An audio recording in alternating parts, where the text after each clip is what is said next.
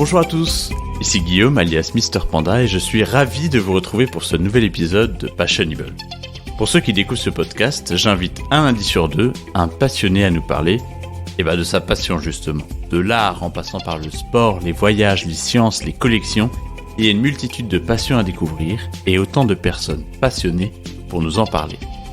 Aujourd'hui, j'ai le plaisir de recevoir Anissa qui va nous parler de sa passion pour la recherche et plus particulièrement en physique des particules. Anissa est une amie de longue date et de souvenirs, j'ai toujours suivi sa carrière avec beaucoup d'intérêt. La physique étant un sujet qui m'intéresse beaucoup, même si seulement d'une manière vulgarisée, j'étais fasciné dès le début qu'elle choisisse de se lancer à fond dans la recherche. J'ai discuté avec elle de son avancée et j'ai même eu la chance d'assister à sa soutenance de thèse, comme on en parlera dans cet épisode. Avec Anissa, on a parlé de recherche bien sûr, de thèse et de physique, mais on a aussi parlé de la difficulté à faire cette thèse, de l'environnement et du monde de la recherche, et de projets prévus pour dans 30 ans. Anissa prend beaucoup de plaisir à parler de son métier, et j'ai eu du mal à arrêter cet entretien tant c'était passionnant. Je vous laisse maintenant découvrir l'entretien avec Anissa. Bonjour Anissa. Bonjour Guillaume. Est-ce que tu vas bien ? Je vais bien, je vais très bien et toi ? Eh ben écoute, ça va, je suis très heureux de faire cet épisode qui va peut-être être un peu compliqué pour certaines personnes, mais que je suis très heureux de pouvoir faire découvrir. Donc toi tu fais de la recherche, tu es physicienne, en physique des particules précisément, on en reviendra plus tard. Est-ce que là, pour faire un petit teasing, est-ce que tu peux expliquer très rapidement ce que c'est comme type de recherche, ce que tu fais en très succinct, on verra dans les détails après. Alors, il y a deux aspects pour expliquer ce que je fais. Il y a ce que je fais au quotidien et ce que j'étudie. Ce sont deux choses assez différentes. Et c'est vrai que quand on parle de physicien, on a un peu cette image de la personne en face de son tableau blanc qui écrit des équations toute la journée. C'est vrai. Clairement, moi, je passe ma journée à coder en Python, donc c'est un peu différent. Pour savoir ce que je fais, alors moi j'ai fait de la recherche, comme tu as dit, en physique des particules.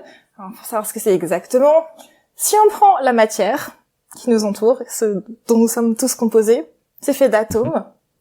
Et en général, il y a beaucoup de gens qui en général, on n'a pas besoin d'en savoir plus que ça, on s'arrête là, la matière c'est fait d'atomes. Oui.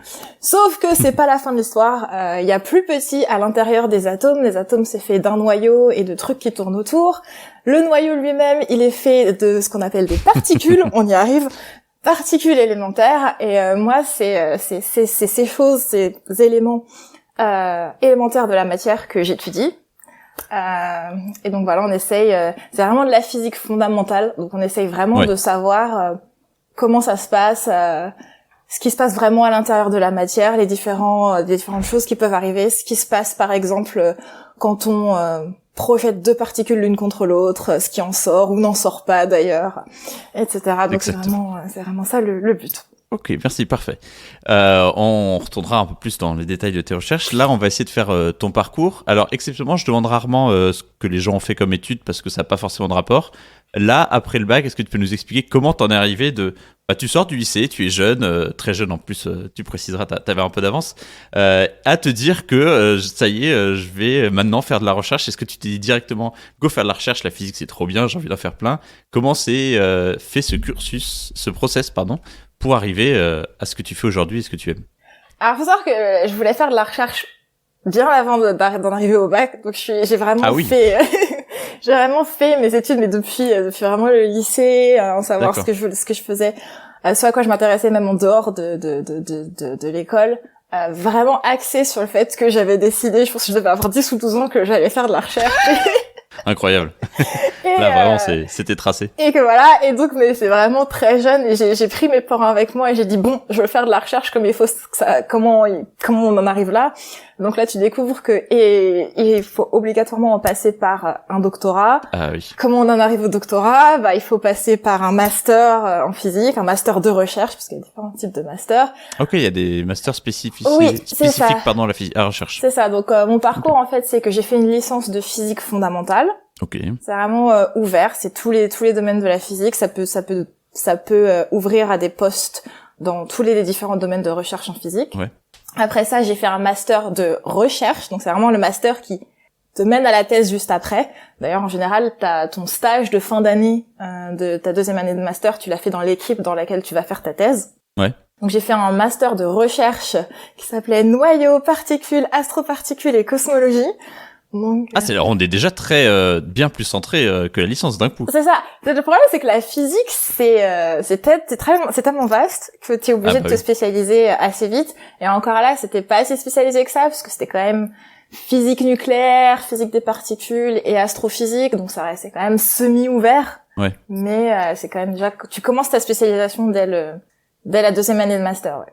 Okay. Après ça, l'étape importante et effrayante qui arrive, c'est de choisir un sujet de thèse, parce que ce qui se passe en général, c'est que il y a des sujets de thèse qui sont proposés par les différents laboratoires. Ouais. Et quand tu es pendant ta deuxième année de master, tu regardes, tu contactes les labos et tu essaies de savoir un peu ce qui va t'intéresser et choisir un sujet. Alors c'est un peu une roulette russe, parce que tu sais pas exactement à l'avance comment ça va se passer, ce que tu vas faire. T'as beau discuter avec l'équipe, tu sais jamais avant d'y être.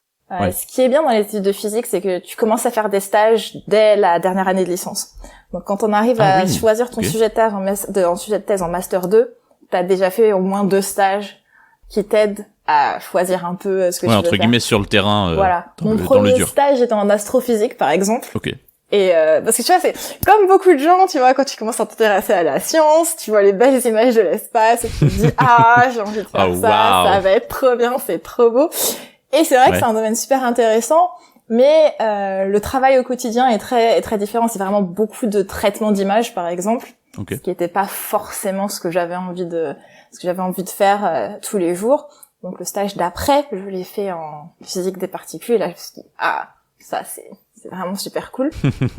Et donc quand il a fallu choisir le sujet de thèse, je suis restée là-dedans. Et là vraiment tu regardes les sujets, tu discutes avec les différents labos, tu vois si ça colle bien avec l'équipe dans laquelle tu vas faire ta thèse, parce que tu vas être là pour 3 ans quand même. Donc Ah oui, d'ailleurs, est-ce qu'on peut faire une parenthèse, que ça m'intéresse, vu que, alors c'est spécifique aux sciences dures, hein, je sais que les sciences humaines et sociales c'est un peu différent, c'est donc des labos comme tu as dit qui proposent. Est-ce qu'il y a un entretien avec l'équipe? Est-ce que tu dois faire tes preuves pour qu'ils t'acceptent, ou c'est l'inverse, c'est le thésard qui dit en fait je vous veux, ça a l'air cool?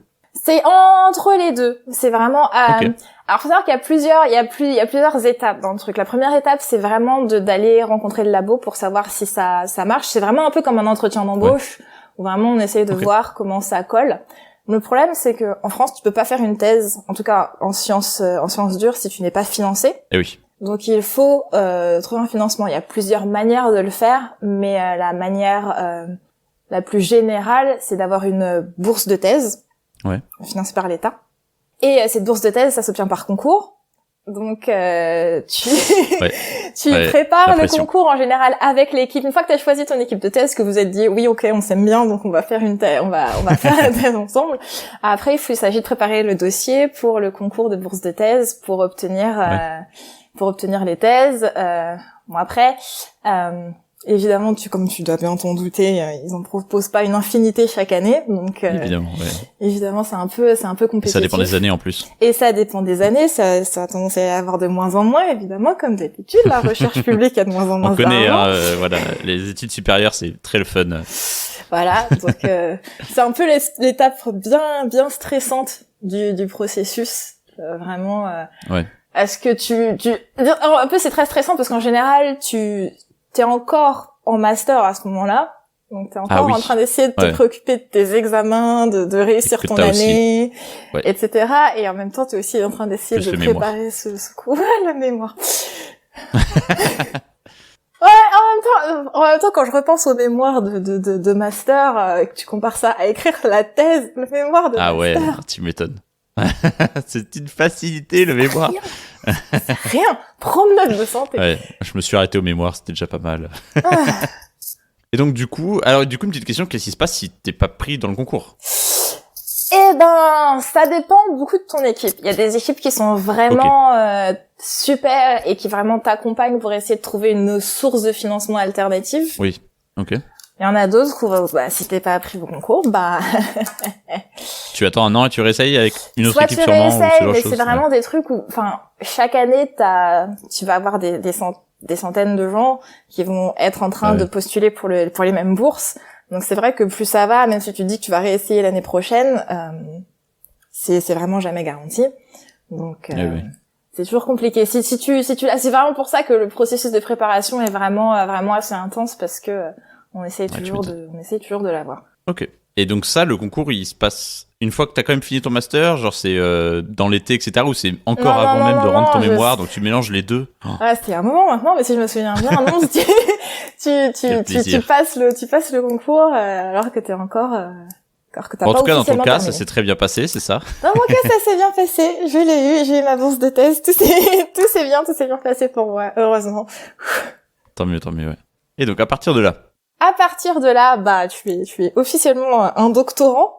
tu peux peut-être raconter ce que c'était ta thèse, Oui. ton sujet de recherche, etc.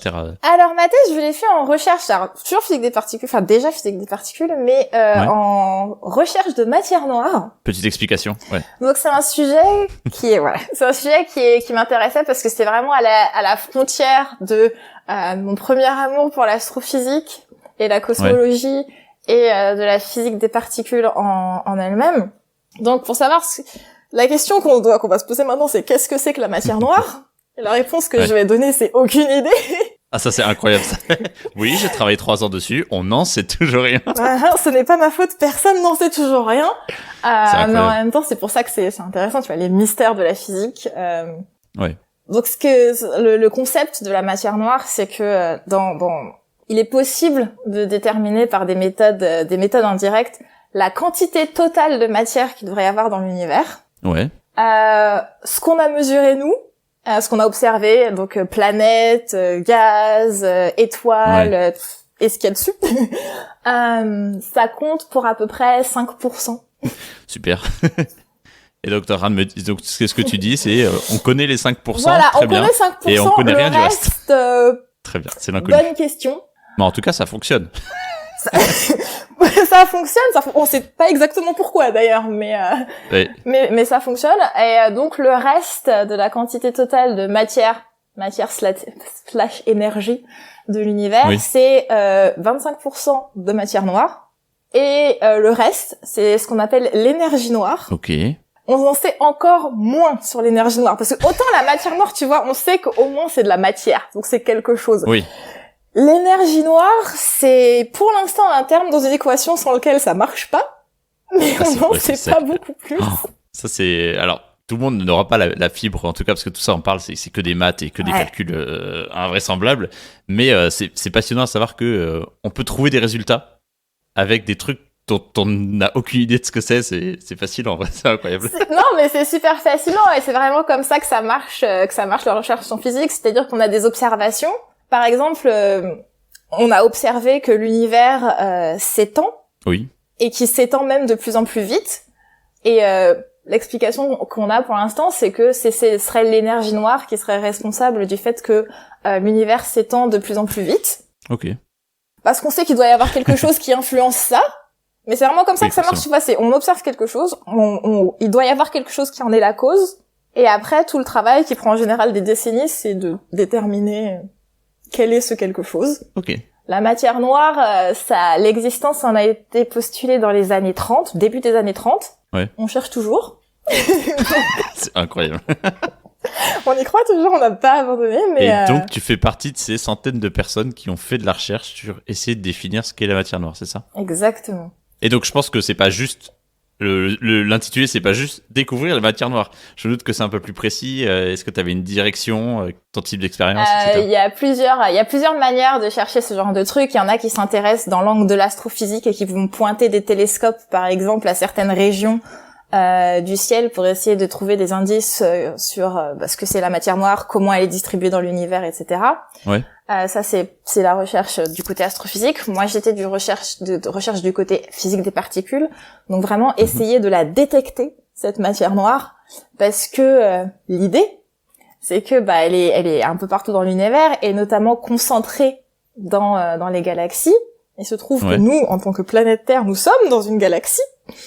Et donc l'idée c'est que il y aurait des particules de matière noire qui viendraient entrer en collision avec notre planète en permanence. Oui. Et l'idée c'était d'avoir un appareil, un détecteur qui serait capable de de détecter ce passage de particules de matière noire sur Terre. C'était ça l'idée de ma thèse, qui avait un intitulé très très clair. J'imagine à rallonge. Exactement, recherche directe de matière noire avec le détecteur à argon liquide DarkSide. Le nom de l'expérience sur laquelle je bossais était quand même super cool, DarkSide. Oui, alors c'est vrai qu'en plus, comme il y a toujours côté espace et tout, et je pense que dans la physique, on aime beaucoup la science-fiction, et donc on a du genre à chercher des noms un peu stylés, j'imagine. Toujours. D'ailleurs, c'est un peu une sorte de running gag en physique et en sciences sur la manière dont les gens trouvent des acronymes. Ah ouais, les fameux. Et donc, il y a vraiment des expériences qui vont s'appeler Jedi, des trucs comme ça. Et tu sens que ils voulaient que l'expérience s'appelle Jedi, tu vois. Et ils ont essayé de trouver. Ils ont trouvé des synonymes, des trucs qui avaient un lien. Synonymes pour essayer de faire en sorte que ça marche. L'idée que les scientifiques sont souvent des nerds fans de science-fiction n'est pas si fausse. C'est pas le cas pour tout le monde, mais mais elle est pas si fausse que ça. Donc c'est pas qu'un stéréotype, quoi. C'est pas qu'un stéréotype, non. Donc on est en général. Très bien. On est aussi de grands enfants, donc on aime bien essayer de trouver des noms et des trucs sympas pour que ça colle. Ok, et du coup, c'est 3 ans, tu l'as fait en 3 ans, j'imagine, comme la plupart des thèses. Comment ça s'est passé? Est-ce que, là, la question qui me vient vraiment, c'est parce que pour avoir écouté, en tout cas, moi, beaucoup de personnes qui ont fait des thèses, écouté beaucoup de doctorants, parce que je trouve ça très intéressant, le fait que tu te lances à corps perdu pendant 3 ans sur un seul et unique sujet de toute ta vie, enfin, je veux dire, H24 dans ta vie. Est-ce que ça a été beaucoup, alors, pas en termes de motivation et tout, ce que tu me le confirmeras, mais quasiment pour tous les doctorants, c'est des hauts et des bas parce que motivation, démotivation, etc. Est-ce que par contre, ton intérêt pour la discipline a fait que monter ou il a plutôt suivi ces courbes de haut, de bas? Est-ce que tu as eu des doutes sur ce que tu faisais, etc. Est-ce que tu peux me raconter cette expérience de 3 ans vers ton objectif de recherche? Alors non, pour le coup, mon intérêt pour la discipline n'a jamais faibli. C'est pas toujours le cas, comme tu l'as dit, mais j'ai vraiment eu de la chance sur ce coup d'avoir été dans une expérience et un labo où vraiment l'environnement était intéressant, était assez on faisait attention aux gens et vraiment une communauté assez sympa, donc ça a aidé aussi beaucoup à ce que l'intérêt ne faiblisse pas. Ouais, j'imagine. La raison pour laquelle je suis tournée par la recherche, c'est que j'aime résoudre des mystères. Donc évidemment, ce n'est pas du tout une surprise, on n'a pas trouvé la matière noire pendant la période de ma thèse.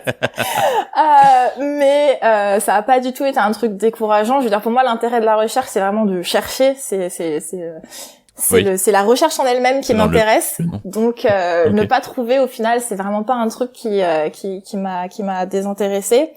Et c'est vrai que le processus de la thèse en lui-même, c'est vraiment un truc. C'est une expérience complètement différente de n'importe quel autre type d'études. C'est vraiment déjà on est dans un statut un peu particulier parce qu'on est un étudiant, mais en même temps on est employé par l'université pour faire cette recherche. Donc on est dans un statut un peu entre les deux où on est considéré comme un chercheur à part entière. Ouais. Mais en même temps, on vient de commencer, donc on est tout en bas de la chaîne alimentaire. Le terme est bien utilisé parce qu'il y a une vraie hiérarchie dans la recherche. C'est vraiment comme ça que ça marche. Heureusement, on gravit les échelons, etc.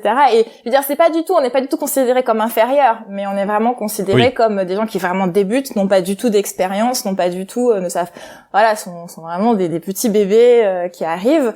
Et c'est vrai que l'expérience de la thèse, c'est vraiment le but, c'est de faire de la personne un chercheur compétent. Ouais. Donc vraiment tout est axé là-dessus. Le début, c'est vraiment on est accompagné et un peu on te dit tu vas faire ça et tu le fais. Je pense que ça dépend des directeurs de thèse aussi. J'ai beaucoup eu de témoignages de doctorants qui ont eu des petits soucis d'accompagnement. Oui, alors c'est vrai que ça dépend. Ça dépend. Il y a des directeurs de thèse qu'on voit une fois tous les 6 mois. Il y a des directeurs de thèse qui vont te demander des nouveaux résultats tous les jours. Et ça se passe un peu dans il y a vraiment un spectre de type de supervision.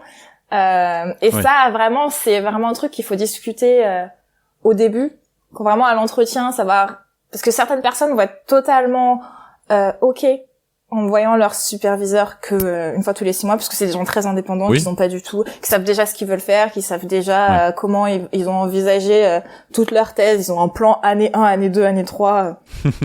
J'admire ces c'est personnes. plus une question de caractère en tout cas que vraiment de recherche et tout. C'est vraiment une question de caractère et c'est vraiment pour ça que c'est vraiment très important de bien choisir son directeur de thèse parce que un mauvais directeur de thèse peut ruiner totalement l'expérience. Et il y a des gens qui ont quitté la recherche soit après la thèse, soit en plein milieu, vraiment juste parce que c'était une question de mauvais directeur. Et c'est vrai que c'est assez courant qu'il y ait un peu des problèmes parfois. Il y a des moments où voilà, soit on s'entend pas, soit on se sent abandonné, soit. Oui. Donc c'est une expérience qui est très formatrice parce que clairement on est. Tu m'étonnes. On apprend beaucoup de choses pendant la thèse, mais c'est une expérience qui est aussi assez intense. Oui. C'est énormément de travail. Les vacances sont un terme assez relatif. Oui. Mais c'est très. Il y a. Je me plains pas, il y a quand même beaucoup d'avantages à faire une thèse. C'est vraiment très formateur, mais c'est vraiment une expérience intense et c'est vraiment un truc faut pas se lancer dedans sans le savoir, quoi. C'est vraiment, ça va être 3 années de travail intense, très intéressant. Et 3, encore une fois, c'est très intéressant parce que tu as fait les sciences dures, mais ça c'est plus dans mon intérêt. Je me suis plus intéressé à des doctorants de sciences humaines et sociales, et il arrive que les thèses durent 4, 5, 6 ans, donc. Wow. Ouais. C'est un autre monde, ça. Ah non, j'aurais pas. Je n'aurais pas pu, je compatis. Mais c'est vrai qu'en sciences dures, c'est pas autorisé. La bourse de thèse, t'as ton financement pour 3 ans. Il est illégal de la faire sans être financé. Donc, alors, c'est bien parce que d'une manière, ça veut dire que tu fais pas des thèses à la rallonge, qui n'ont pas de fin. L'autre problème, c'est que 3 ans, c'est pas si long. Notamment en physique des particules, je vais dire pourquoi juste après, mais 3 ans c'est pas si long et donc ça peut donner des cas où si le timing est pas bien réfléchi en avance, c'est compliqué de la terminer dans le temps imparti. Ah oui. Ouais. Parce que écrire une thèse, ça prend du temps, c'est un document qui est très long, qui doit résumer des années de recherche et c'est plusieurs mois d'écriture. Donc ça veut dire que même si t'as 3 ans, mais t'as pas les 3 ans réellement pour faire la recherche. Et oui. La première année, tu n'y connais rien, donc clairement, ta productivité s'en ressent pas mal. Donc c'est vrai qu'au final, le temps que t'as vraiment pour être efficace et faire ta recherche de thèse est pas si énorme que ça sur une thèse de 3 ans. Donc donc okay. c'est ça, comme je disais, c'est très intense. En tout cas, globalement, c'était très positif, ouais. Oui, dans mon cas, ça a été très positif. J'ai beaucoup apprécié l'expérience. Et la physique des particules, c'est un domaine assez particulier. Je sais plus parler. Je suis sûr que vous la faites tout le temps, celle. Oui. Quoique, étant dans mon cas, pas tellement parce que je travaille en anglais. Ça marche pas. Eh oui. Bon, on y reviendra, c'est après la thèse, tout ça. On y reviendra. Mais la physique des particules, c'est vraiment un domaine où le timing est très important parce que on est dans l'ère de ce qu'on appelle la big science. Et donc, c'est des expériences énormes qui sont des collaborations internationales avec en général des centaines, parfois des milliers d'autres chercheurs qui sont répartis sur la planète, qui sont je trouve ça magique parce que autant de personnes qui se mettent ensemble pour sur des projets qui sont à l'échelle de plusieurs décennies aussi d'ailleurs.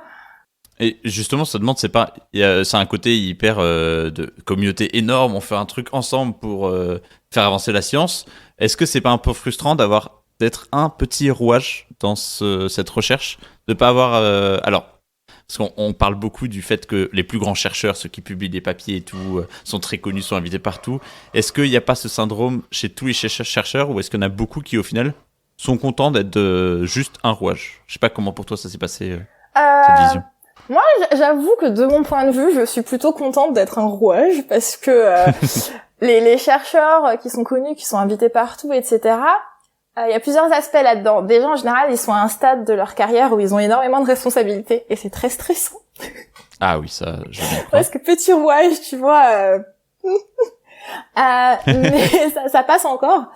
Et c'est aussi, le problème, c'est que plus on va dans ces chercheurs connus, à responsabilité, etc., moins tu fais de vraies recherches, en fait.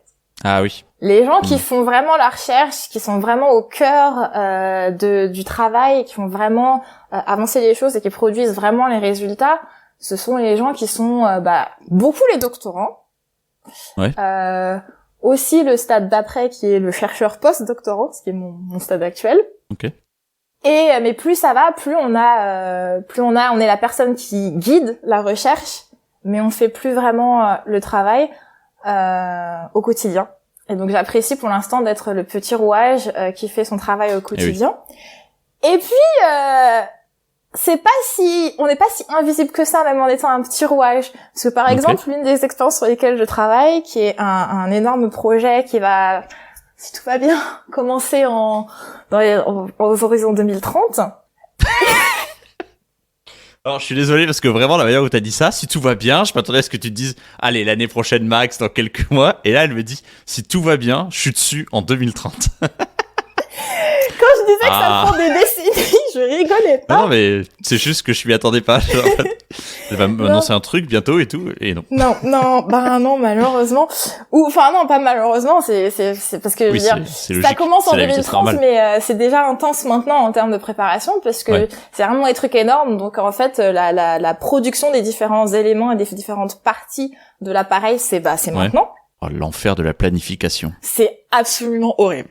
Les graphiques de planification, c'est une organisation. Et là, je comprends pourquoi tu parles du stress de ceux qui sont très connus, parce que bon, en fait, ils recherchent plus. Tu fais que de la gestion. Exactement, et notamment dans mon labo où je travaille actuellement, certaines personnes sont ce qu'on appelle les porte-paroles de certaines expériences, parce que les expériences ont des porte-paroles, parce qu'il faut bien interagir avec les agences de financement, les médias parfois, etc. Donc on a des porte-paroles pour ça, et c'est vrai que le niveau de stress est assez je les vois, et le niveau de stress est assez important. Tu m'étonnes. Donc, bon, ce qui veut pas dire que j'ai pas de raison de stresser à mon niveau aussi, parce que petit rouage, cette expérience qui va normalement démarrer aux horizons 2030 et pour laquelle on est en train de commencer à construire des trucs, moi j'ai une responsabilité là-dedans, qui est une responsabilité noyée au milieu de centaines d'autres. Oui. Mais c'est-à-dire qu'il y a quand même le truc où si je fais pas mon travail,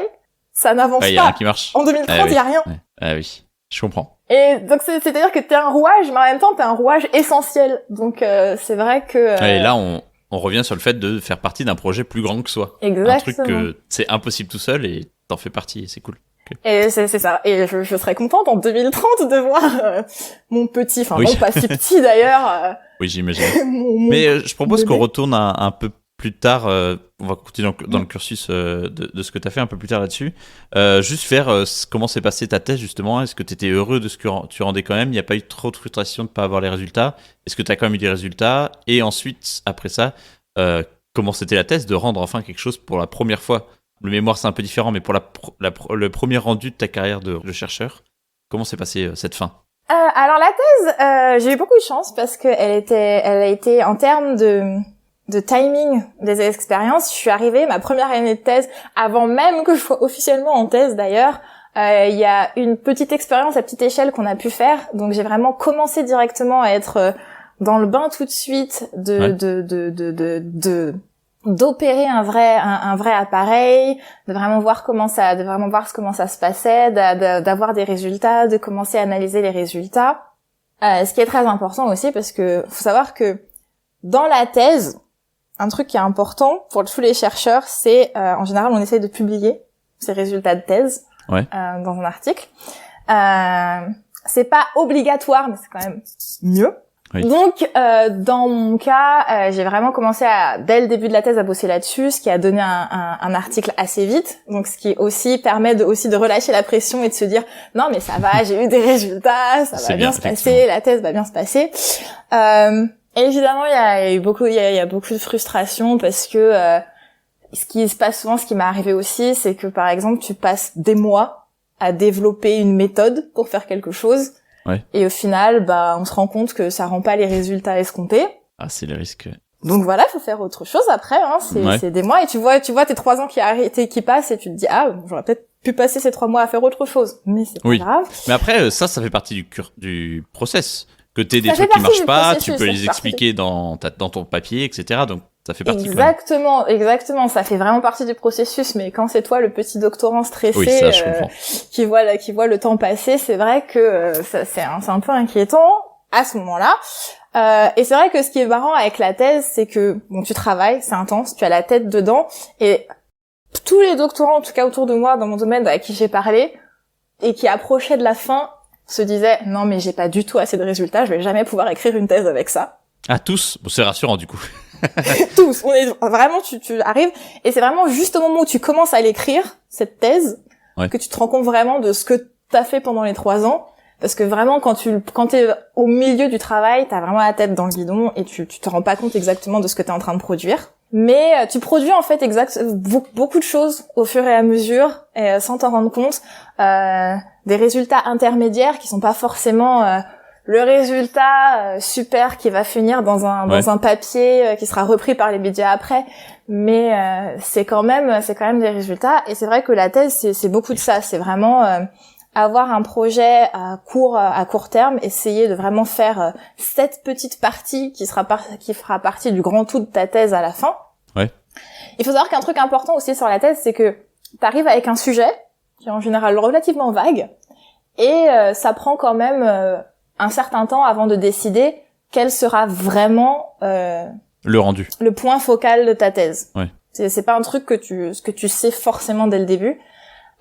Et donc en général à un moment donné, on va dire à peu près après 1 an, quand t'as pris un peu plus d'expérience, c'est là que tu décides le point focal de ma thèse ce sera ça, et je vais passer mon temps maintenant à développer cette méthode-là, ou à analyser ces résultats-là. Je veux que ce soit ça à la fin de ma thèse.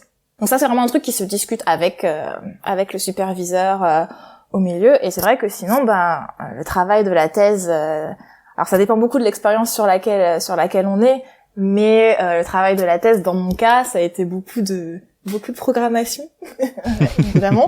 Donc beaucoup de code au quotidien, beaucoup d'énervement sur les codes qui ne marchent pas. Évidemment. Tous ceux qui nous écoutent qui font de l'informatique comprendront.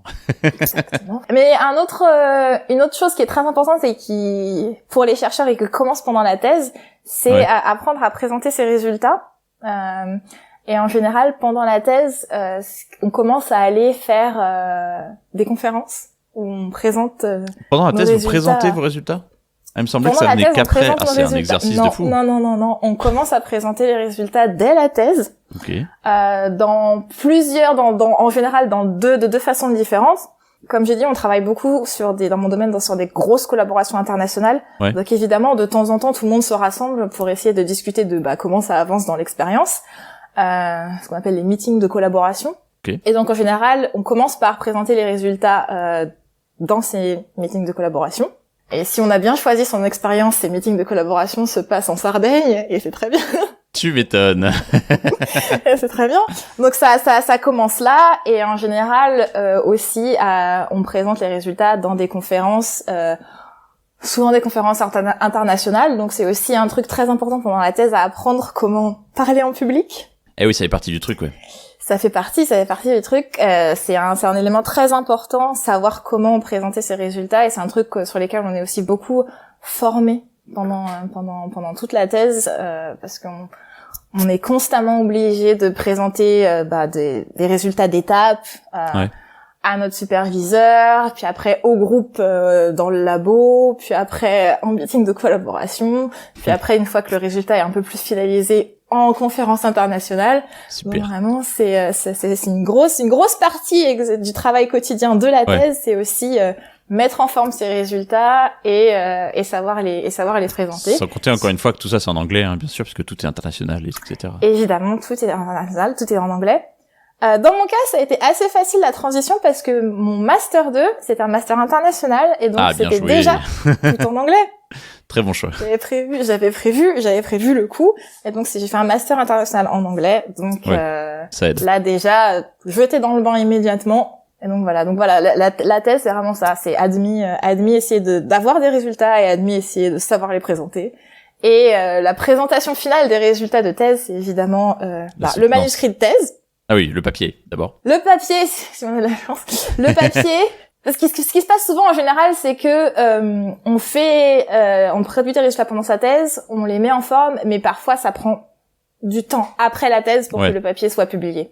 Ok. On sait qu'il y a les résultats pour le faire, mais publier un papier, c'est un processus long. Et en plus, il y a du monde qui veut publier tes papiers, donc... Exactement. Donc c'est un processus assez long, donc ça il arrive assez régulièrement que ça se passe après la fin de la thèse. Mais déjà il y a le manuscrit de thèse qui prend du temps à écrire parce que c'est un gros manuscrit, et la soutenance de thèse qui est aussi la dernière étape pour finaliser le grand moment où enfin on t'annonce que tu es docteur. Ça y est. Félicitations au grand moment. Qui d'ailleurs, pour l'anecdote, j'étais présent lors de ces soutenances de thèse. En effet, j'étais un des seuls non-chercheurs perdus au milieu de... Il y en avait quelques-uns. J'avais essayé d'inviter quelques personnes qui n'étaient pas du domaine, parce que je trouve que c'est assez intéressant. Elles sont pas toutes publiques, ça dépend des pays. Il y a des pays où elles sont pas publiques. Je trouve je trouve ça bien en France que ce soit public, puisque c'est une manière d'assister à quelque chose qui est un petit peu différent. Donc, la façon dont on soutient sa thèse, c'est que, il faut, avant de soutenir sa thèse, il faut avoir sélectionné un jury, ce qui se fait en général entre le superviseur et le doctorant qui choisissent un jury, qui est composé entre 5 et 8 personnes, c'est pas mal quand même. Ça fait un moment. Et dans ce jury, il y a notamment 2 personnes qui sont les examinateurs et à qui on va envoyer le manuscrit de thèse une fois qu'il est fini. Eux, il me semble que eux doivent être spécialistes du sujet, non, c'est ça? Ouais. C'est eux, c'est ça. Eux doivent vraiment savoir de quoi ça parle. Oui. Parce que c'est eux qui vont vraiment évaluer le travail qui a été réalisé pendant la thèse et décider est-ce que c'est suffisant pour attribuer à cette personne. Alors que les autres présents, donc il y a ton directeur de thèse, bon ça c'est normal, et les autres présents, c'est plus pour voir si la manière où tu soutiens est bien compréhensible, même si on n'y connaît pas parfaitement le sujet. Exactement. Ils peuvent être un peu plus éloignés du sujet de thèse. Ouais. Alors des fois c'est compliqué parce qu'il y a des sujets de thèse qui sont assez niches, donc trouver quelqu'un qui est vraiment un autre expert du sujet peut être assez difficile. Mais moi j'avoue que j'ai évidemment pas tout compris, mais c'était la partie assez vulgarisée, en tout cas était très très intéressante. Et puis c'est un exercice de fou, je trouve ça trop bien. Enfin moi, à l'inverse, qui aime bien présenter, faire des oraux, etc., c'est des choses que j'aimais beaucoup. Je trouvais ça trop bien. Toi, tu avais l'air moins à l'aise au début. Mais ça s'est bien passé. Alors, ma soutenance de thèse s'est bien passée. C'est un exercice auquel je me suis habituée maintenant, parce que j'ai présenté maintenant, je sais pas, des dizaines, centaines peut-être de présentations différentes au cours de ma carrière de chercheur. Mais c'était la première fois que je devais parler pendant aussi longtemps, parce que ça dure c'est à peu près 1 heure, 45 minutes, 1 heure de présentation. Et mine de rien, c'est long de parler sans interruption. Eh oui. Pendant 1 heure. Alors certes, c'est ton sujet et tu le connais, mais c'était extrêmement stressant. Pour l'anecdote, 5 minutes avant de devoir présenter, j'étais en pleurs dans mon bureau. En pleurs de stress. En pleurs de stress. C'était vraiment... Et il y a vraiment pas de raison de stresser, parce que en général, à moins qu'il y ait eu des problèmes entre toi et ton superviseur, si t'en arrives à être à la soutenance... C'est que c'est bon. En général, c'est vraiment... bon. Alors vraiment, il y a des cas où les gens poussent et organisent la soutenance sans vraiment l'accord de leur superviseur, et là, dans ce cas, il y a des cas où ça passe pas. Ouais, je comprends. Mais en général, si tu organises la soutenance de thèse avec ton superviseur, en général, c'est aussi après les retours des 2 examinateurs du manuscrit. A priori, il n'y a pas de raison que ça se passe mal, mais bon, la soutenance de thèse, c'est quand même un truc où tu présentes ton travail pendant 1 heure à des gens qui sont experts du domaine, pas de ton sujet de thèse, mais du domaine, et qui vont te poser des questions après. Ah, c'est les questions le pire, je pense. Ouais. C'est surtout ça le problème. Qui est longue, c'est 1 demi-heure, 45 minutes de questions, je sais plus, mais c'est... Ouais, je pense que j'ai bien eu 1 heure, 1 heure et demie de questions au final, Ah ouais. Oh, c'est passé vite, en vrai. Ça dépend. Oui, non, en plus, j'ai de la chance, mon jury était assez bienveillant, il posait vraiment des questions en mode, écoutez, on veut en plus de détails là-dessus, etc. Et c'était vraiment, il y a des jurys plus difficiles que d'autres, ça dépend vraiment de qui est dans le jury. J'ai aussi eu pas mal de chance là-dessus, mais c'est vrai que c'est un exercice, comme le reste de la thèse, en fait, c'est un exercice assez intense. Mais j'ai été contente de passer par là, c'était quand même intéressant. Je suis contente que ce soit arrivé dans ma vie. Et donc ça, c'était la partie vraiment apprentissage où tu rentres dans le domaine de la recherche et tout. Exactement. Et là, j'aurais une petite question à te poser, même si tu nous as expliqué un peu pourquoi tout à l'heure. Qu'est-ce qui t'a vraiment convaincu de faire de la recherche et de pas faire, par exemple, rentrer dans une entreprise? Parce que avec des doctorants, on peut partir dans le... Comment on appelle ça? Je trouve plus le nom, mais dans des entreprises, en tout cas, dans de l'usine, faire Exactement. De la technique. Je trouve plus le mot, j'ai un mot sur le bout de la langue, mais tu vois ce que je veux dire. En tout cas, travailler pour du privé. L'industriel, voilà, c'est ça. Oh, j'ai eu du mal. Non, en effet, la recherche, enfin, la thèse, ça ouvre beaucoup de portes. Il y a beaucoup de gens, d'ailleurs, qui aussi partent dans l'industrie. C'est assez courant. J'ai fait une thèse pour faire de la recherche. Oui. J'ai vraiment, comme je l'ai dit au début, j'ai décidé de faire une thèse très très tôt. Mon amour des sciences a commencé avec un livre que mes parents m'avaient offert qui s'appelait Copains des sciences. Très bien, ça fait très enfant. Je dois toujours avoir chez moi d'ailleurs. Que je dois toujours avoir chez moi d'ailleurs. J'ai refusé absolument qu'il le donne à qui que ce soit. Et c'est vraiment là que j'ai commencé à m'intéresser à la science, à ce que c'était, etc. Ouais. Ça a continué avec des visites très très régulières au musée de sciences parisien. Ah oui, il y a du choix en plus. Que ce soit la Cité des Sciences ou le Palais de la Découverte. Et notamment le Palais de la Découverte, c'est un musée de sciences où beaucoup de choses sont axées sur la démonstration d'expériences de physique notamment par des chercheurs. Oui, ok. Donc c'est vraiment des gens qui font de la physique, en général des doctorants. Qui font de la physique et qui sont là pour parler au grand public de sciences, etc. Et on peut aussi discuter avec eux sur ce que ça recouvre la recherche, leur travail. Et j'avais décidé que je ferais ça un jour. J'avais décidé que moi, petite fille, je sais pas, 8-10 ans, j'avais décidé que je ferais ça.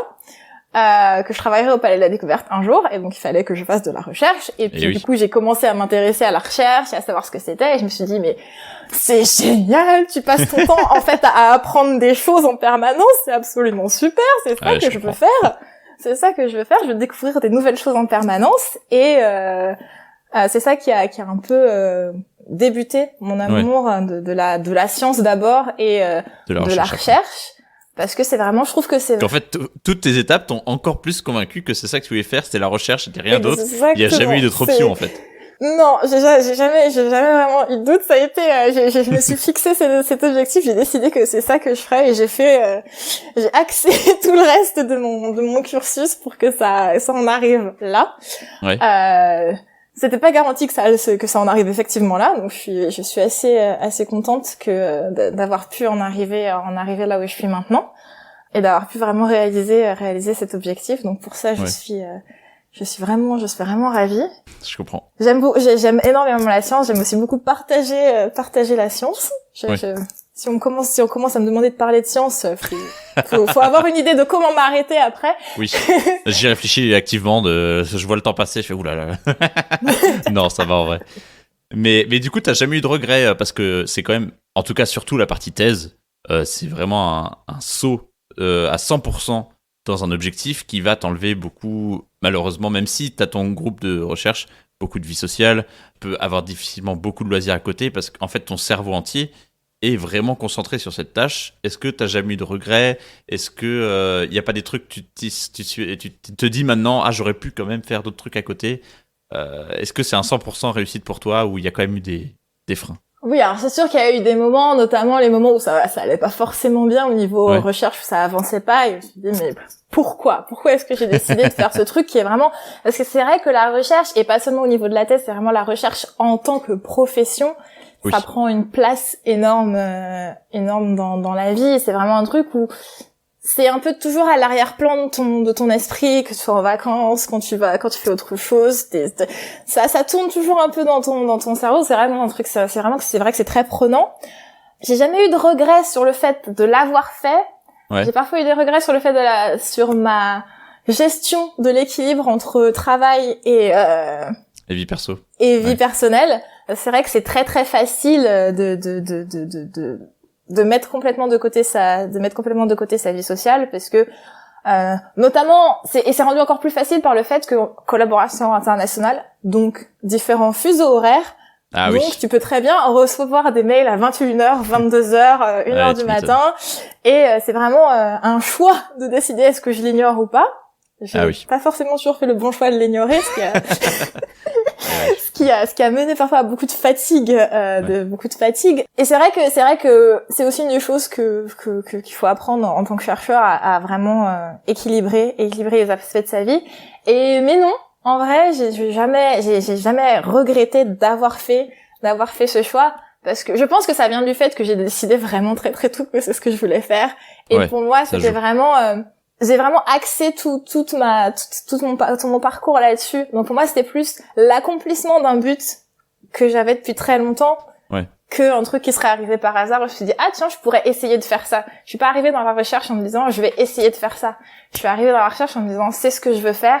J'avais déjà passé des longs moments à faire mes propres recherches personnelles sur la recherche. C'est pour savoir vraiment ce que c'était, comment ça se passait, quelles étaient les étapes de carrière, ce que j'allais devoir faire et vraiment ça. Donc je pense que la raison pour laquelle j'ai pas de regrets là-dessus, c'est que je suis vraiment arrivée là-dedans en toute connaissance de cause. Ouais, ce que je veux dire, c'était pas vraiment un saut dans le vide. Non, je savais que ça allait être intense. Je savais que j'allais, je savais que j'allais déguster pendant la tête. Tu m'étonnes, je comprends. C'était, je le savais. Et donc, je pense que j'étais mentalement préparée au fait que ça allait se passer comme ça.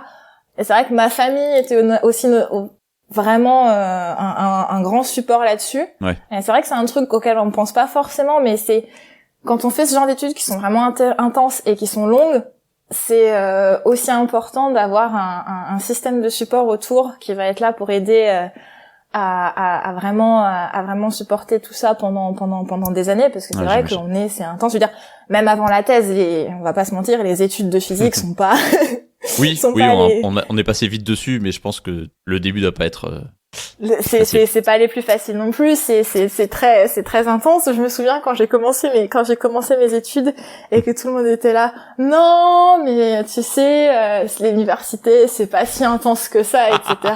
Déjà tu commences en octobre, alors moi 1er septembre j'étais déjà en cours, excusez-moi. C'était des journées très très longues, et puis t'ajoutes à ça les stages, ce qui veut dire que tu n'as pas d'été, donc, oui, en plus, donc non, c'était intense depuis le début. Mais tu savais. Je savais, et puis je vois aussi tous les avantages que cette profession apporte. Donc je veux dire, on va dire que c'est compensé par d'autres choses. Merci beaucoup en tout cas pour ce parcours. Même si le temps avance, on voit quand même une partie qui intéresse et doit intéresser aussi beaucoup. Comment se passe justement le travail d'un chercheur? Parce que même si les domaines changent, je pense qu'il y a certaines constantes dans la manière de faire. Est-ce que tu peux nous raconter quel est ton rôle? Tu peux prendre des exemples actuels, mais parler aussi de manière générale. Qu'est-ce que fait un chercheur? Comment ça se passe? Et qu'est-ce que tu aimes le plus là-dedans, justement? Alors déjà, il faut savoir que chercheur, c'est vaste. Il y a plein de manières d'être chercheur. Notamment, par exemple, il y a ce qu'on appelle en physique, ou physique des particules, il y a les chercheurs qui sont des chercheurs théoriciens. Donc ce sont eux qui écrivent les équations au tableau. Eux vraiment, c'est ça.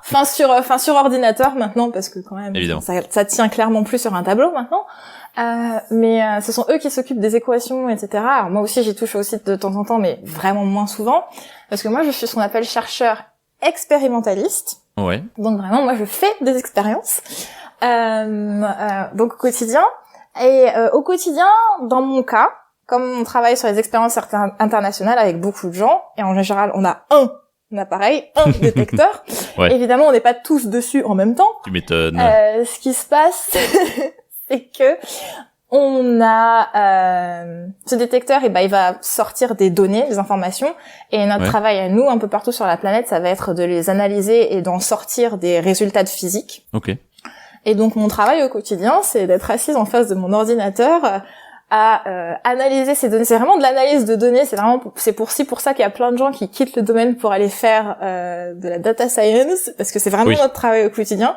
C'est d'analyser des données, des volumes énormes de données, en créant des algorithmes pour faire ça efficacement, etc. Il y a certains trucs qu'on fait qui sont proches des techniques d'intelligence artificielle aussi, par exemple. Et donc voilà, c'est vraiment mon travail au quotidien. Mais ça dépend beaucoup de l'expérience sur laquelle on est et du moment de cette expérience. Parce qu'il faut voir que sur une expérience de physique qui dure des décennies, il y a plusieurs étapes. Forcément. La première étape, c'est de faire le design de théoriser, l'expérience. du coup. De théoriser, Au début, savoir ce qu'on va faire. Parce qu'en général, ça part d'une idée, d'un problème de physique, qu'on essaye de résoudre.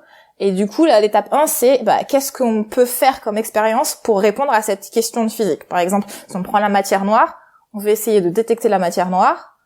Quel appareil on peut construire pour en arriver là. Okay. Donc en général, il y a une étape très très longue de décider quel matériau on va utiliser, quelle technologie, quel type de détecteur.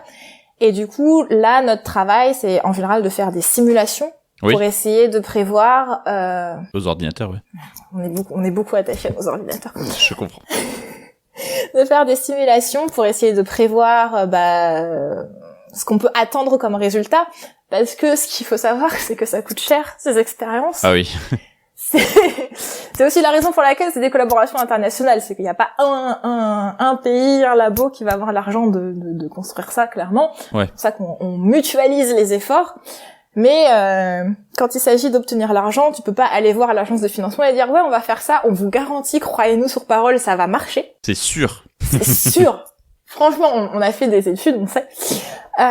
Donc la première étape, c'est de faire des simulations pour prouver que ça peut marcher. Et donc en général, là, notre travail à ce moment-là, c'est de simuler un détecteur virtuel et de prévoir ce qu'on va pouvoir en sortir. C'est l'étape 1. Ouais. Une fois qu'on s'est mis d'accord sur le détecteur qu'on veut construire, l'autre étape qui aussi prend du temps, c'est de le construire. Ah oui, tu m'étonnes, oui. Et là, en plus, à chaque étape que tu racontes, c'est souvent un chercheur différent qui a travaillé sur une étape ou une théorie ou sur une partie de l'objet.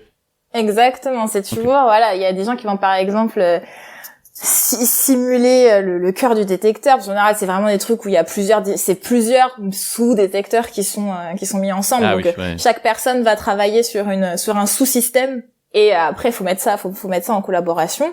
Donc et vraiment là, je veux dire ça depuis le début, c'est vraiment un travail très très collaboratif et on fait on contribue chacun notre part à l'édifice final. Après, il faut construire. Là aussi, chacun contribue sa part à l'édifice final.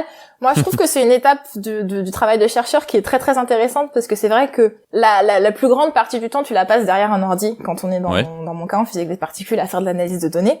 Mais le moment où tu es pas derrière ton ordi, c'est quand il faut travailler à construire le détecteur. Où là, vraiment, tu es là et tu as ton tournevis ou autre vraiment essayer de construire. Là, du coup, je tombe des nues, mais je pensais que les chercheurs, ils théorisent, ils préparent le truc, mais par exemple, c'est plus un ingénieur ou un mécanicien qui va faire l'objet. Les deux. En général, la façon dont ça se passe, c'est on théorise l'objet qu'on veut construire. Ouais. On va voir les ingénieurs qui en général nous rionner parce qu'évidemment on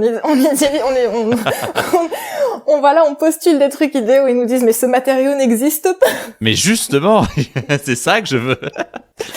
Donc voilà, et donc il y a vraiment beaucoup de synergie avec les ingénieurs, en effet, ingénieurs et techniciens qui vont nous aider, mais les personnes qui connaissent vraiment le détecteur et la manière dont les choses doivent vraiment être arrangées, c'est les physiciens qui en ont fait le dessin.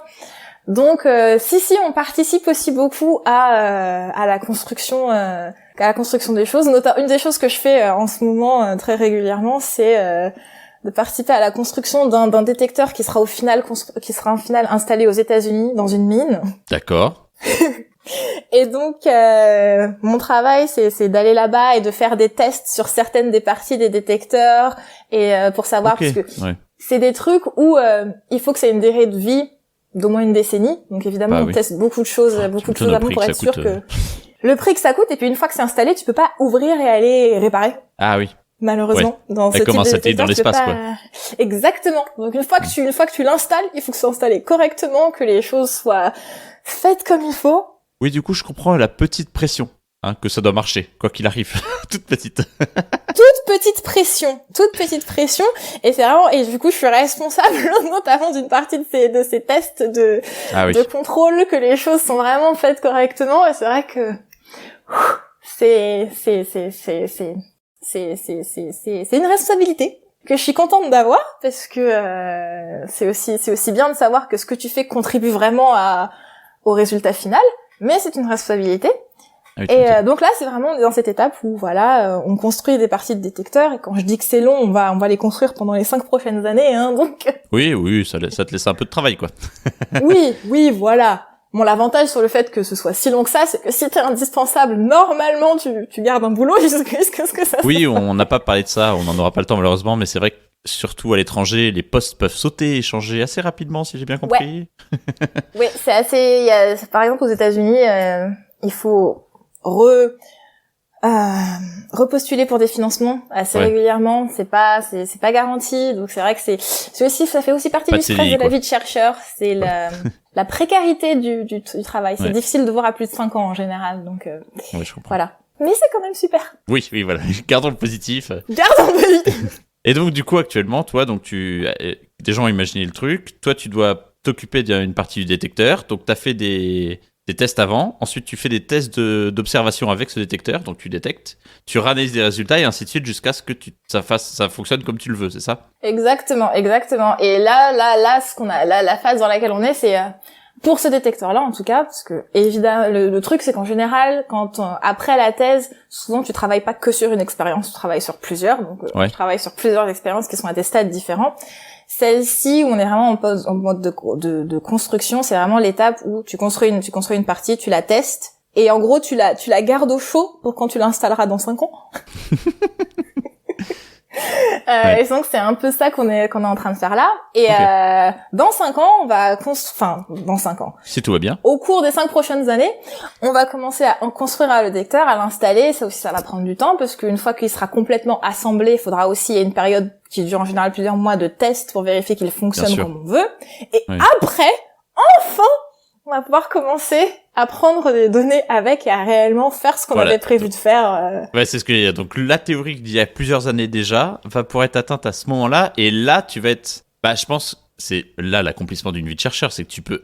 En fait, dans ton cas, c'est que le process est tellement long que la récompense, c'est de pouvoir mesurer des trucs pour retravailler derrière. C'est incroyable. Exactement. La récompense, c'est d'avoir encore plus de boulot. On est vraiment des grands masochistes.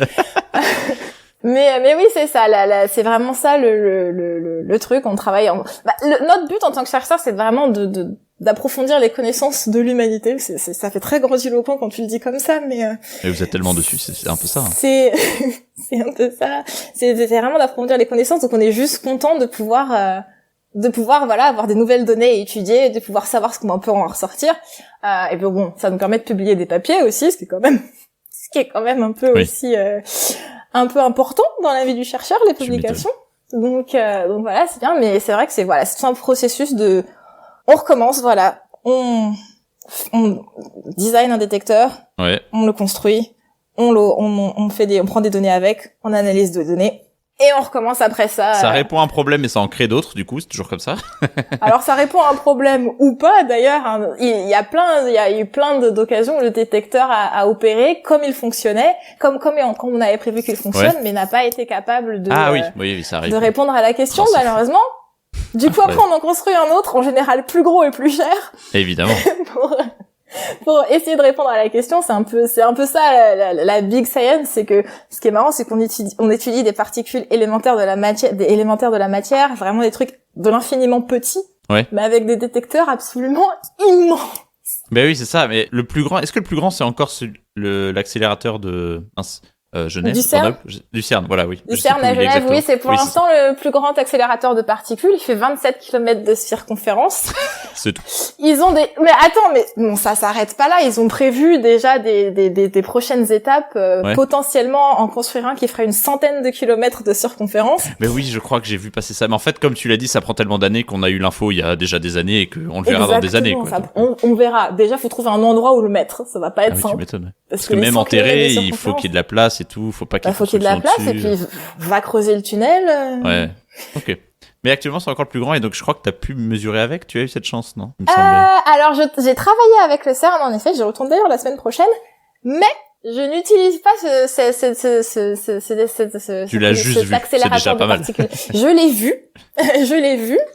Ce qui est en fait une fois que t'es juste à côté, c'est vachement moins impressionnant, mais. Ah oui, parce que tu vois pas tout et tout, c'est Parce normal. que c'est ça, c'est vraiment caché sous des appareils, des fils, des câbles. Mais en effet, on travaille aussi avec le CERN, ce qui est vrai, parce que le CERN, c'est vraiment une organisation où il y a, c'est vraiment un centre de recherche où il y a vraiment beaucoup de choses qui se passent, différents domaines de la physique qui se retrouvent. C'est pour ça moi, j'appelle le CERN Disneyland pour physiciens. Oui, ça, je veux bien te croire, oui. Il y a vraiment beaucoup de choses qui se passent là-bas. Il y a vraiment, c'est vraiment un point focal de la communauté de la physique des particules. Moi, quand t'es passionné de physique, ça doit être, waouh. Oui, c'est clair, c'est Disneyland. Enfin, je trouve que la comparaison est... La première fois que je suis allée au CERN, c'était, j'étais en master à cette époque. Ah, en plus, ouais. C'était tôt. Vraiment, en plus, tu descends dans les cavernes pour aller voir les différents détecteurs et tu c'est génial, c'est immense, tu te sens tout petit à côté. Ouais. C'est vraiment super. Non, mais en plus, cool. je me dis qu'un jour, je perdrai peut-être cette excitation, mais je crois pas. Chaque fois que je y retourne, je retourne assez souvent. C'est ça qui est beau, c'est incroyable. Et c'est super cool que tout ça te plaise autant. Je vais quand même passer à une dernière partie. J'aurais pu effectivement, parce que même moi aussi j'aime trop ça, te faire parler des heures, ça m'aurait pas dérangé. Là, on va passer à la dernière partie du coup du podcast en général, c'est savoir comment découvrir le domaine et où est-ce que tu fais ta passion. Donc en 2 étapes, tu nous as donné ton parcours de chercheur. Ma question, même si les gens peuvent trouver sur internet facilement, faire master, doctorat, etc. Est-ce qu'il y a d'autres manières de faire de la recherche à des niveaux plus bas, avec peut-être moins de connaissances, parce qu'on peut ne pas avoir envie de donner tant de temps dans un sujet. Est-ce qu'on peut aider à la recherche d'une autre manière? Ça m'intéresse. Est-ce qu'on peut faire de la recherche sans être doctorant? Alors, il y a plusieurs manières de faire ça. La manière la plus simple, où c'est vraiment ce qu'on appelle la recherche amateur, c'est qu'il y a des expériences qui vont mettre leurs données en accès libre. Et n'importe qui peut aller et regarder. En général, ils donnent des instructions sur comment faire pour commencer à regarder ces données. C'est beaucoup fait en astrophysique, par exemple, où on peut très bien aller regarder les images. Il y a des amateurs qui ont découvert des comètes ou des astéroïdes, etc. La force du nombre, là. Ouais, là, c'est vraiment la force du nombre, parce c'est ça le truc, c'est un volume de données à traiter qui est tellement immense que c'est très très facile de les mettre en accès libre. Il y en a aussi qui donnent le CERN notamment à des liens comme ça sur leur site qui expliquent comment faire. Il y a même des outils logiciels qu'on peut télécharger pour commencer à aider. Et c'est très facile il y a les instructions et on se met exactement à être chercheur amateur et c'est possible de faire ça. Là, c'est vraiment en petite passion, hobby à côté, tu prends ton temps pour faire un truc qui est hyper intéressant quand même. Exactement. Après, il y a aussi d'autres manières. Je veux dire, la recherche, c'est vraiment un domaine qui a besoin de beaucoup d'expertises différentes. Donc moi, je fais de la recherche en tant que physicienne, mais il y a des ingénieurs de recherche, par exemple. Donc on peut très bien être ingénieur, mais travailler en recherche. Donc c'est toujours de la recherche. On a besoin de beaucoup d'ingénieurs d'ailleurs pour nous. Oui, j'imagine. Parce que là, pour le coup, l'avantage entre guillemets, c'est que pour ceux qui sont intéressés par ça, ingénieur, c'est avec des gros guillemets, que 5 ans. Et voilà, c'est gros guillemets. Hein. Gros guillemets, c'est mais c'est quand même beaucoup de travail et tout. Mais s'il n'y a pas besoin de s'investir dans une thèse et faire un doctorat qui est un peu incertain quand même et beaucoup de temps, etc. Donc voilà, il y a au niveau de l'ingénierie. Après, la recherche privée existe aussi. Il y a beaucoup d'entreprises qui font de la recherche. Par exemple, je pense à certaines entreprises de robotique ou des trucs comme ça qui font des sujets qui sont au final de la recherche, qui sont très très proches de ce que moi je vais faire aussi au quotidien, mais ce sera de la recherche plus appliquée. Je fais de la recherche fondamentale, donc c'est vraiment répondre à une question de physique sans forcément des applications. Ce qui convient pas à tout le monde d'ailleurs, il y a vraiment des gens qui préfèrent les applications et c'est vrai que là la recherche industrielle et appliquée qui est accessible à plusieurs différents niveaux, que ce soit licence ou master, et il y a beaucoup d'entreprises qui recrutent aussi à ce niveau-là pour faire de la recherche appliquée à ces niveaux-là. Le seul truc qui demande au doctorat obligatoire, c'est vraiment la recherche fondamentale où là il faut passer par là. On va dire c'est une discipline de travail différente.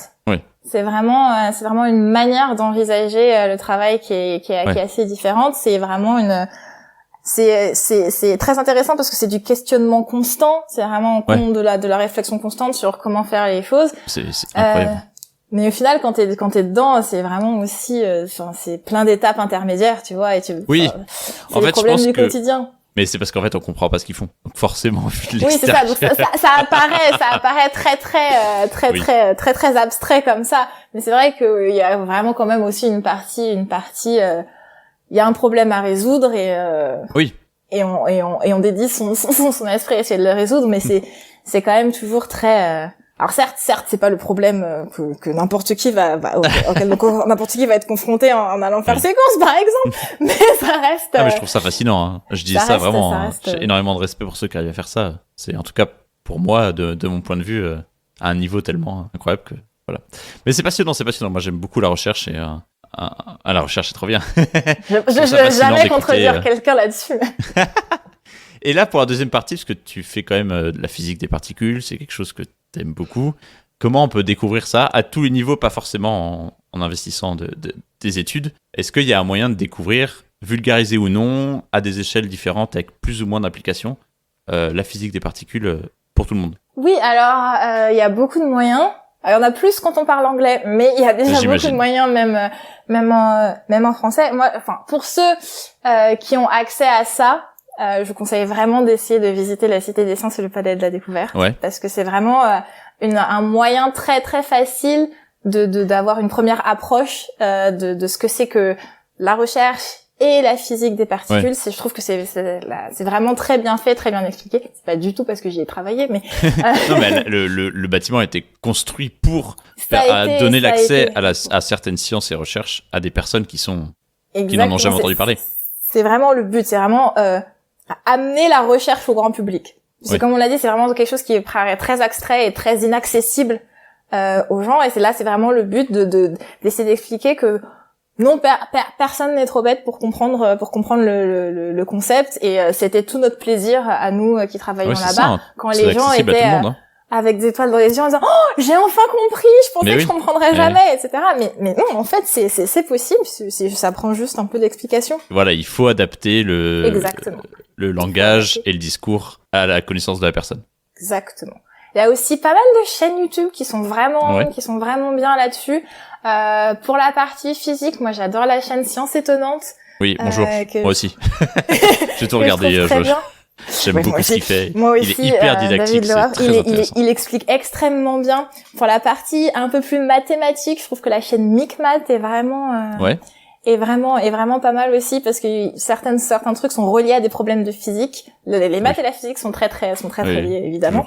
Donc c'est vraiment 2 chaînes YouTube que je suis pas mal, et pour lesquelles je trouve qu'il y a pas mal de choses qui sont bien expliquées. Il y a aussi pas mal de bouquins de vulgarisation scientifique qui sont vraiment bien expliqués. Il y en a pour tous les âges. Est-ce que t'as un que t'as trouvé particulièrement bien fait, que t'as en tête le titre peut-être? Alors pour le coup c'était de l'astrophysique, donc on va dire ça reste. Mais j'ai beaucoup aimé Poussière d'étoiles du Bear Reeves, qui est vraiment un truc qui est un livre qui est assez poétique, et qui qui explique les concepts, mais qui est aussi très pédagogique, mais très bien fait. Il y a Une brève histoire du temps de Stephen Hawking, qui est un peu plus compliqué. J'imagine.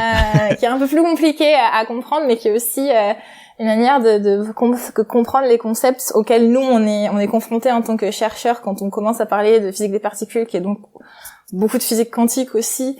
Et donc c'est aussi des livres qui sont vraiment intéressants, et que je conseille aux gens qui sont intéressés par ces domaines-là de lire. De lire et tout, très bien.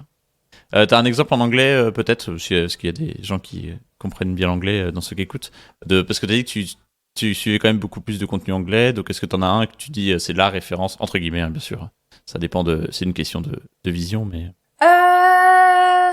Là tout de suite qui me vient à l'esprit, non.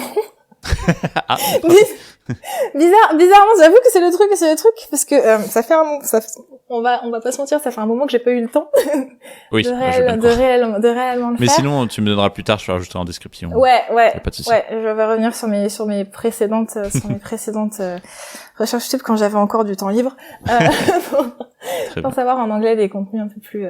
Avant de terminer, est-ce que toi, on peut suivre ce que tu fais? Alors, je sais que t'es pas hyper présente. Enfin, tu présentes pas ton travail en tout cas sur Internet, etc. Est-ce qu'on peut, s'il y a des gens hyper motivés dans ceux qui nous écoutent, suivre tes publications, comme on appelle ça, et ou le travail que tu es en train de faire? Est-ce que c'est possible ou pas? Professionnellement, je suis plus active sur Twitter que sur les autres médias. Donc oui, j'essaye de poster de temps en temps quelques news sur Twitter, sur ce que je suis en train de faire, sur ce que je fais. Là, je vais probablement poster un petit peu parce que comme j'ai dit, je repars au CERN la semaine prochaine pour faire quelques manipulations. Donc il y aura sans doute quelques petits posts pour avec photos et etc. de ce qui se passe exactement c'est quoi le nom de ton compte du coup? Mon compte c'est Anna Vrera. Anna Vrera, très bien. Je mettrai aussi dans la description. Très simple. Donc je mettrai donc voilà, j'essaierai de mettre quelques et c'est vrai que c'est la communication scientifique sur les réseaux sociaux, c'est un truc qui est assez c'est un travail qui est prenant, parce que c'est vraiment de la vulgarisation, ça prend du temps. Oh tiens, mais si, en tant que ressource en anglais, qui est vraiment sur mon domaine sujet, en plus, ouais.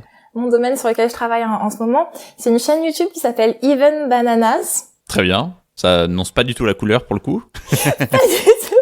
Mais c'est une chaîne qui explique un peu le domaine de recherche sur lequel je suis en ce moment, qui est la physique des particules on étudie des particules qui s'appellent les neutrinos. Oui. Et donc cette chaîne de YouTube là qui est faite par des gens à qui je travaille d'ailleurs et que je connais, qui est vraiment très bien, super pédagogique, qui explique vraiment les différents processus, graphiques à l'appui, etc. Ouais, c'est bien. J'irai voir alors. Ouais, et franchement que c'est vachement bien fait, donc c'est une ressource en anglais pour ça. Merci beaucoup. J'aurais aimé en parler encore longtemps, mais je pense déjà, s'il y a des gens qui sont arrivés jusqu'ici en voyant le titre, et ensuite, en écoutant tout ce qu'elle a dit, franchement, félicitations. Moi, je trouve ça trop intéressant, mais effectivement, ça fait un peu peur à des personnes, la physique, surtout la physique des particules, j'imagine. Mais moi, j'ai beaucoup aimé en tout cas faire cet épisode. Je te remercie encore. On va clôturer là. Ça m'a fait plaisir. Y a pas de souci. C'est pour ça se voit en plus que tu es toujours autant passionné, et j'espère que ça va durer pendant toute ta carrière, en tout cas. Et écoute, à la prochaine. Je te remercie encore, et puis salut. À plus. Salut. Et voilà, cet épisode est maintenant terminé. Je vous remercie 1000 fois de l'avoir écouté jusqu'au bout. N'hésitez pas à regarder dans la description de l'épisode les liens d'Anissa si cela vous intéresse. Si l'épisode vous a plu, n'hésitez pas à laisser une note et un commentaire sur votre plateforme d'écoute favorite, et surtout à le partager autour de vous. Je vous invite à me contacter pour me faire un retour ou pour proposer un nouvel invité sur l'Instagram du podcast. Je vous donne rendez-vous dimanche soir pour l'émission Twitch avec l'invité du podcast, et lundi dans 2 semaines pour le prochain épisode. Et n'oubliez pas, il n'y a rien de plus passionnant qu'une personne passionnée.